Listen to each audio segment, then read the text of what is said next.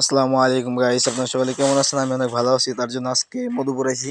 আজকে তো মঙ্গলবার, হাটের দিন।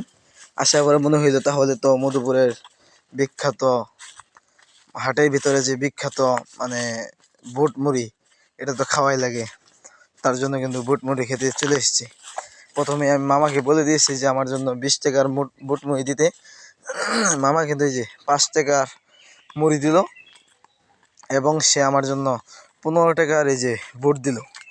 15 টাকার বুট, 5 টাকার মুড়ি। তারপরে এখানে হচ্ছে কি দিবে আমি সঠিক জানি না, দেখি কি দেয় মামা। ওই যে বুটের ভেতর থেকে কি করতেছে, একটু চামচ দিয়ে একটু ঝোল দিল, তারপরে মরিচের গুঁড়া দিতেছে মুড়ির ভিতরে, মুড়িটা যেন মজা হয়। তারপরে কিন্তু আমি মাখায় খাইলাম। আমার কাছে ভালোই লাগছে, আজকেরটা ভালোই লাগছে।